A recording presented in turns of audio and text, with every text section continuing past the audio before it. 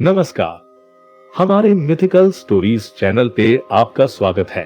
ये काफी हैरान कर देने वाली बात है कि दो अलग अलग संस्कृति के दंत कथाओं में बहुत सी समानताएं होती है। आज की वीडियो में हम एक ऐसे राक्षस के बारे में बात करेंगे जिसका उल्लेख अमेरिकन और भारतीय संस्कृति दोनों में पाया जाता है। प्राचीन मूल अमेरिकी लोग एक ऐसे प्राणी के अस्तित्व का उल्लेख करते हैं जो एक बुरे सपने का अवतार प्रतीत होता है। यह भयानक राक्षस उत्तर के बर्फीले जंगल में रहता था, जहां वह हमेशा नए शिकार की तलाश में भटकता रहता है। उसका उल्लेख नरभक्षी के तौर पर किया जाता है। यह राक्षस वहां वेंडिगो के नाम से जाना जाता है। यह भय और चिंता के लिए एक अभिशाप था, विशेष रूप से उन जनजातियों के बीच जो उत्तर पूर्वी अमेरिका में रहते थे। दंत कथाओं का कहना माने तो वेंडिगो एक भयानक प्राणी है जो भौतिक और आध्यात्मिक दुनिया में रहता है। यह अक्सर विकृत रूप वाले एक इंसान जैसा दिखता है। इसमें जानवरों की विशेषताएं भी हो सकती हैं, जैसे कि सींग और नुकीले पंजे। वेंडिगो अलग अलग रूप धारण कर सकता है और एक व्यक्ति के शरीर को अपने वश में कर सकता है, जिससे वे इंसान हिंसक और क्रूर व्यवहार करने लगते हैं।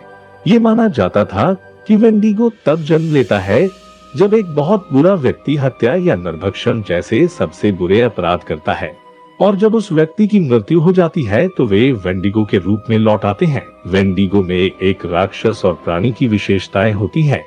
ये लंबा और पतला होता है और इसके पास मांस फाड़ने में सक्षम नुकीले पंजे और दांत भी होते हैं।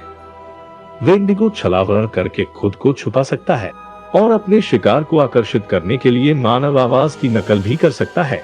वे नकारात्मक व्यवहार और विचारों से जुड़े होते हैं। वेंडिगो मनुष्य में सबसे खराब गुणों का प्रतिनिधित्व करते हैं। बुराई कर राक्षसी भौतिक रूप ले सकती है। भले ही वे हमेशा भोजन की तलाश में रहते हैं, लेकिन वेंडिगो भूखे और पतले रहते हैं। उनकी भूख किसी भी तरह शांत नहीं हो सकती। उनके बर्फीले शरीर की त्वचा हमेशा हड्डियों के करीब होती है। जब वेंडिगो किसी इंसान को खा जाता है तो ये तुरंत आकार में बढ़ जाता है। वह कभी भी अपनी भूख को पूरी तरह से संतुष्ट नहीं कर पाएगा। वेंडिगोस की उत्पत्ति मेडिकल शब्द वेंडिगो साइकोसिस में भी हुई है। इस बीमारी में व्यक्ति को मानव मांस खाने की बेकाबू इच्छा महसूस होती है। ये दिलचस्प बात है कि भारतीय संस्कृति में भी एक ऐसे ही तरह की दंतकथा है। भारतीय पौराणिक कथाओं में इसे ब्रह्म राक्षस के नाम से जाना जाता है। हिंदू धर्म के अनुसार ये एक अतृप्त आत्माओं की श्रेणी में आते हैं। ब्रह्म राक्षस असल में ब्राह्मण की आत्मा होती है, जो जन्म तो ब्राह्मण कुल में लेती है, लेकिन बुरे और पतित कर्म करने लगती है। तब लंबे जीवन के बाद उन्हें राक्षस के रूप में भटकना पड़ता है। इसकी वजह उनका अपनी विद्या का गलत इस्तेमाल करना भी हो सकता है। ब्राह्मण वर्ग में उच्च ज्ञानी इंसान का जन्म इसलिए होता है ताकि वह दूसरों को अपने ज्ञान से प्रशिक्षित कर सके। जब वह ऐसा नहीं करते हैं तब वह मृत्यु के बाद ब्रह्म राक्षस बन जाते हैं। ब्रह्म राक्षस बनने के बाद उन्हें ज्ञान का स्तर उतना ही रहता है, लेकिन वह इंसानों को खाने लगते हैं। उनमें ब्राह्मण और राक्षस दोनों के गुण होते हैं। हिंदू धर्म के पुराणों में इसका विस्तृत वर्णन है। ब्रह्म राक्षस के पास बुरी प्रवृत्ति होती है। इनका वर्णन एक राक्षस के तौर पर किया जाता है जिसके सर पर सींग होते हैं। कथाओं के अनुसार ये विशालकाय और मतलबी होते थे।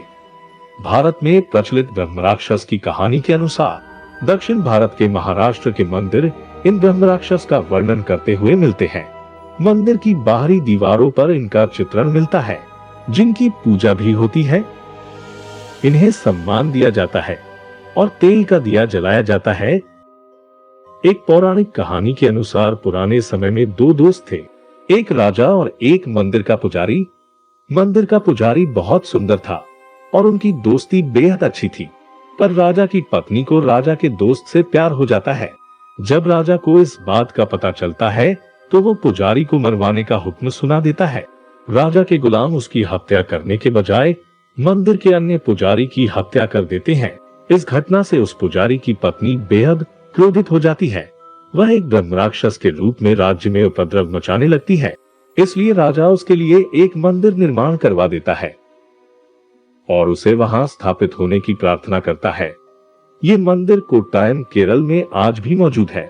ऐसा माना जाता है कि रावण ने जब सीता का हरण किया था तो उसने ब्रह्म राक्षस की मदद ली थी।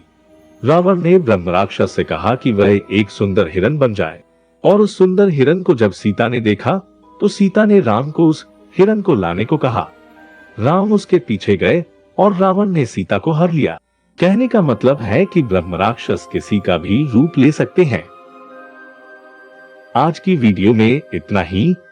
उम्मीद है आपको हमारी वीडियो पसंद आई। अगले वीडियो में हम ऐसी ही रोचक कहानी लाने का प्रयास करेंगे। चैनल के ग्रोथ के लिए प्लीज सब्सक्राइब करें। धन्यवाद।